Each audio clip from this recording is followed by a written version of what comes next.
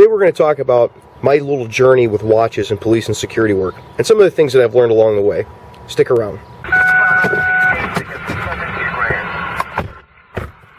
Alright man, take a seat, buckle up. Ordinarily we'd start with orientation of the car here, but we got calls pending and we got to get to them. So, we're rolling. We're going to have to learn on the way. Alright, So when I got my first job as a cop, I originally was trying to go to the academy, and I had to get a watch with a really big face because I'm short, and I was trying to make part-time on the mile-and-a-half run, and I needed to be able to see what the numbers were on the watch even while I was running full tilt trying to make time.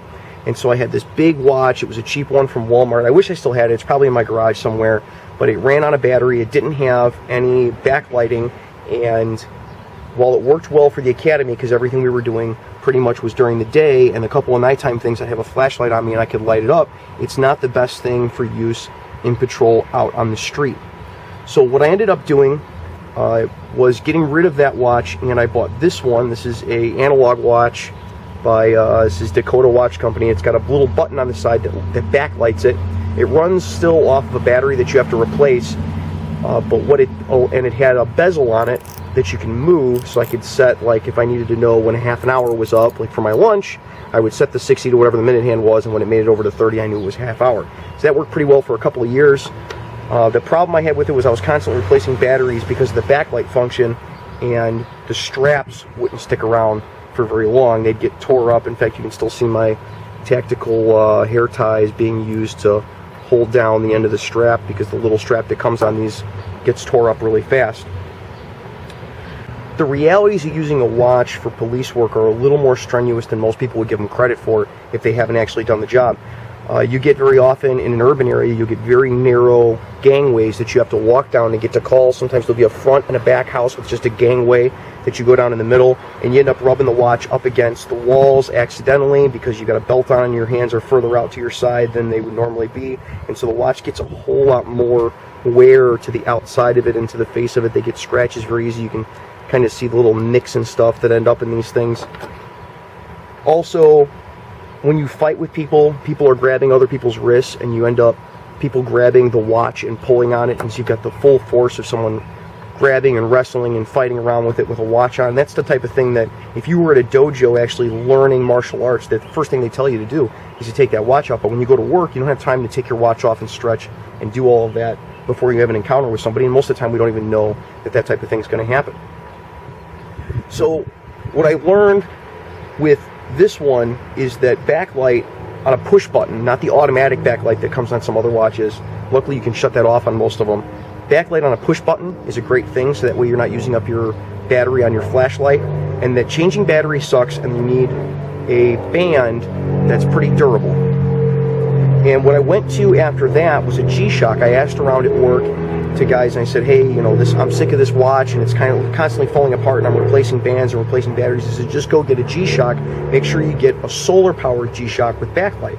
So that's what I did, and this was that one. I finally broke it 2 weeks ago, and so for Father's Day, my kids got me a new one that was the exact same thing because it worked for 6 or 7 years. I figure 6 or 7 years of me beating on the thing is probably a good sign that the things are pretty good. This model is a GW7600B. GW7600B. I don't know. It worked out pretty well for me. What I really liked about it is, even though I know these are little decorative screws, the decorative screws have probably saved it a couple times. As you can see, I'm missing one. That's from when I closed the watch in the top hatch of a Bearcat, a turret. Even though it doesn't have a gun mounted on it, and it's only one flap, the turret of the Bearcat. The screw fell out, and I never found it on the floor of the thing. There's a bunch of stuff on the floor and like shag carpet that we put down there so people wouldn't slip and slide when it was raining. So the screw fell out of it, and that's pretty much the only damage that it took, and that was pretty early on to this watch in the 6 or 7 years that I had it. This had everything that I needed. It was solar powered, so I wasn't replacing batteries, and that's important because the last thing you want is your watch going out at some time when you need it, or you putting the wrong time down on a form. Let's say you're inventorying evidence and you need the exact time that something's going on. You put the wrong time down on a form because your watch craps out on you. It has the month and day, and you can push a button and see the year. I don't normally need the year. I can remember what year it is, but it also has the day of the week. They'll tell you what day of the week it is, which is really cool, because when you're working an overnight shift or a swing shift, you may have been up for 20 hours and it's Saturday during those 20 hours that you're awake, and you're working overnight, and then you go to write a ticket or write a form or something at 1 o'clock in the morning, and you're putting the wrong day of the week down because you think it's still Saturday when it's actually Sunday. I know it seems like a little thing, but that saved me a couple of times. And when you're using a ticket or a form as probable cause for a much larger case, it's important that all the I's are dotted and all the T's are crossed. The other thing that it has is that backlight function. It's a button right on the front. It also has a function where if you put on your wrist and when you turn it toward yourself, it'll automatically backlight. I shut that off because what I found is that it would turn on at inopportune times, and I don't want to give myself away if I don't have to. You've seen in my other videos, my duty belt video and stuff, that I try to keep the glitteries and shinies off of my uniform. The other thing it has a stopwatch that's pretty easy to get to. You just cycle through the modes when the mode button works. This one's broken. When you cycle through the modes, you can get a stopwatch function, and you can start it and stop it as many times as you want. It's got multiple stopwatches in it. So if I have my lunch, I can go to the stopwatch function, hit the stopwatch, and it'll automatically keep track of the time for me. Or when I'm training someone, when they start doing a report, if we're having trouble with the time on reports, I can start a stopwatch and see actually how long it's taking for them to do the report. Instead of just guessing 20 or 30 minutes, I can know exactly, all right, it took them 47 minutes to do this report this time. And then it makes it easier to articulate why that's not an acceptable time and how the times are going up or going down and the amount of time it takes them to do a report or do any other function, drive to a call or whatever.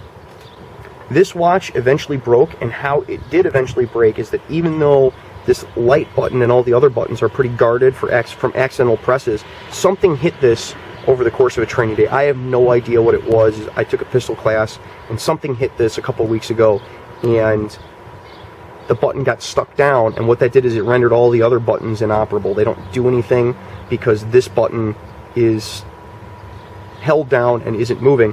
And so the backlight auto times out, and it only allows you to have the backlight on for so long so that it doesn't burn out all the battery from something sitting on the backlight. So now that the backlight button is stuck, it's stuck in timekeeping mode. So it still keeps time, but I can't use all the other functions of it. So my kids went and bought me for Father's Day a new watch of the exact same type, and hopefully it lasts the same 6 or 7 years. I really like the fact that the bands have never broke on me, and I don't need to replace batteries, and it does all the functions that I need for patrol. So those are some things you could think about what you should have for a watch when you're doing patrol work, and some of the considerations that a lot of people wouldn't think about with buying a watch. Here's what I've seen most people come to a police department with, and that is just whatever watch that they already have, normally with a leather strap, and just keeping time and the date on it, and they think that that's going to be enough. And while it's enough for a while, it gets annoying after time, and they're not really durable enough to take the heat of working in an environment, a busy environment where you're doing police work. A lot of the things, we go back into the booking area and you're walking past basically metal cages and concrete walls. You're going down narrow walkways between buildings, gangways with very narrow, where there's also chimneys in the middle of them. So a 3-foot walkway is now a 2-foot walkway. When you're going around the chimney, you end up scratching the face up. And even if you don't care what the watch really looks like, after a while, these crystal faces on watches, they're going to crack and they're going to break, and you're going to have to go buy a new one. And the bands on them aren't really made, even if the watch itself is waterproof, the bands aren't made to be submerged in water all the time and then dried out and submerged in water and dried out and submerged in water and dried out. They're going to eventually crack and fall apart, and especially if it's a cheap watch, you're not going to get replacement bands for it, because you're going to be like, it's a $25 watch.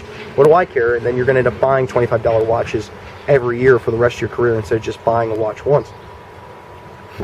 These little things, these little end keepers always fall apart on them. That's normally the first thing to go on a watch.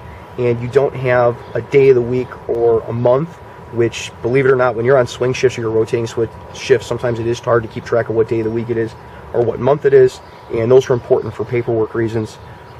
And you don't get the backlight function on most cheaper watches, and when you do, the backlight function goes out fast, or it'll wear out the battery even faster, and you're replacing the battery every couple of months. So those are some things to think about with watches. And with choosing one for police work, especially if you're going to be in the industry for a while or you're going to work in a rougher area, keep those in mind when you're going and buying watches, and when you're thinking about the type of things that you need on a timepiece. It doesn't really matter what it looks like as much as how functional it is, like all of our other equipment. If you like this content, think about joining us on Patreon. I'm not asking for a whole lot of money. In fact, I'm not putting any rewards up right now. Not that I wouldn't if people are interested in it, but I would like to keep all of the content for the channel. Instead of having Patreon-only content, I'd love to keep it on YouTube and keep it free for people. So instead of rewards on Patreon, what I'm doing is making a goal. If we get to $200 a month in Patreon support, what I'll do is I won't put ads on videos the first week that they're out. So if you're a regular subscriber, you won't have to watch ads if you watch every week when the new videos come out, and doesn't put a pay barrier between people and training, which is one of the reasons that I started this channel.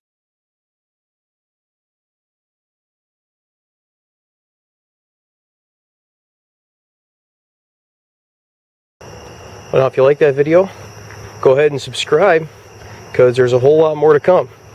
As soon as I finish up these calls, go 10-8.